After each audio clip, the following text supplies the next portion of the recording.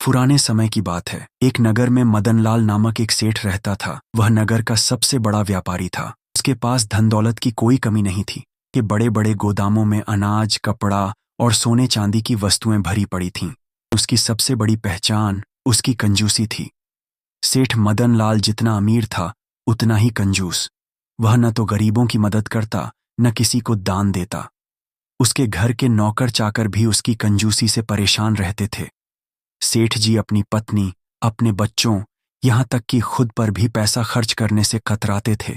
उनकी पत्नी सुशीला कई बार कहती, सेठ जी, इतना पैसा कमाने का क्या फायदा जो किसी के काम ना आ सके। लेकिन सेठ मदनलाल हर बार हंसकर कहता, सुशीला, पैसे को फिजूल खर्च करने वालों के पास कुछ नहीं बचता। जो बचाकर रखता है वही असली अमीर है। सेठ जी के पास एक बहुत बड़ा गोदाम था जिसमें वह अपना सारा सामान रखते थे। गोदाम में बड़ी मात्रा में चावल, गेहूं, दालें और कपड़े रखे हुए थे। लेकिन सेठ इतना कंजूस था कि वह गोदाम की सफाई के लिए भी किसी को पैसे नहीं देता था। उसका एक नौकर रघु सालों से गोदाम की देखभाल कर रहा था। रघु ने कई बार सेठ जी से कहा, मालिक, गोदाम की सफाई के लिए कुछ मजदूर रख लीजिए, यहां बहुत गंदगी हो गई है। लेकिन सेठ ने हर बार कहा, रघु, सफाई पर पैसे खर्च करना बेवकूफ़ी है। तुम अकेले ही सफाई कर सकते हो। रघु परेशान होकर चुप हो जाता। सेठ के पास एक बगीचा भी था। बगीचे में आम, अमरूद और पपीते के पेड़ थे। लेकिन सेठ इतना कंजूस था कि वह बगीचे में माली तक नहीं रखता था। फल पेड़ों पर सड़ जाते थे, लेकिन सेठ जी किसी को तोड़ने नहीं देते थे। एक दिन उनकी पत्नी ने कहा, सेठ जी, इन फलों को गरीबों में बांट दीजिए, कम से कम किसी का भला हो जाएगा। सेठ ने हंसते हुए कहा, सुशीला, ये फल मैं बाजार में बेचूंगा, गरीबों को बांटने से मेरा नुकसान होगा। लेकिन वह फल न तो बाजार में बेचता था, न ही किसी को देता था। सेठ की कंजूसी से गांव के लोग बहुत परेशान थे। कोई भी उसके पास मदद मांगने नहीं जाता था, क्योंकि सभी को पता था कि सेठ मदनलाल कभी मदद नहीं करेगा। एक दिन गांव में अकाल पड़ गया। चारों तरफ भुखमरी फैल गई। लोग सेठ जी के पास मदद मांगने आए। उन्होंने कहा, सेठ जी, आपके गोदाम में इतना अनाज भरा है, कृपया हमें कुछ अनाज दे दीजिए, हम आपके कर्जदार रहेंगे। सेठ ने गुस्से में कहा, मेरा अनाज मेरे लिए है, मैं इसे मुफ्त में नहीं बांट सकता। लोग निराश होकर लौट गए।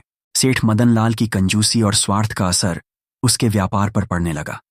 गांव के लोग उसकी आलोचना करने लगे।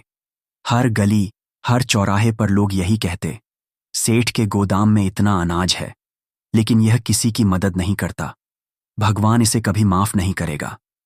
गांव के बुजुर्गों ने भी कहा, सेठ जी, ये धन दौलत कुछ काम नहीं आएगी। अगर दूसरों की मदद नहीं की तो एक दिन सब कुछ खत्म हो जाएगा। लेकिन सेठ पर इन बातों का कोई असर नहीं हुआ।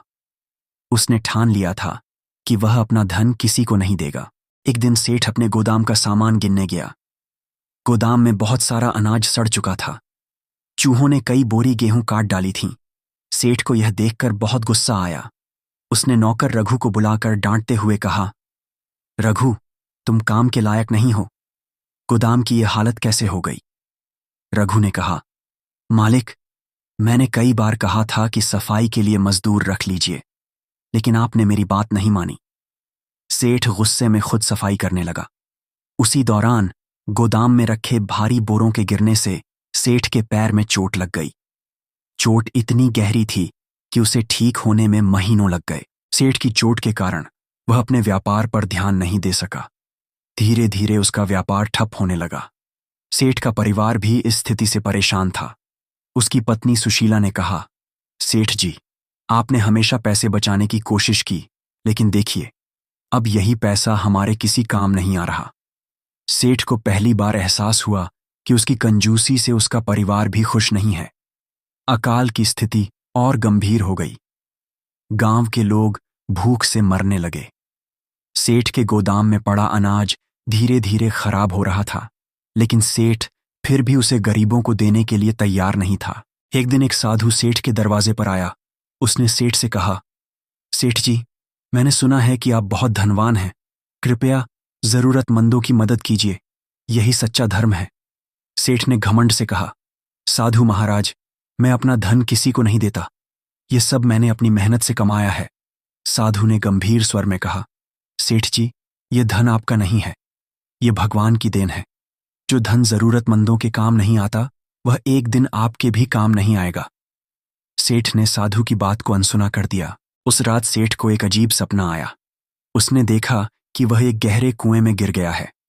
कुएं से बाहर निकलने की कोशिश कर रहा है, लेकिन कोई उसकी मदद नहीं कर रहा।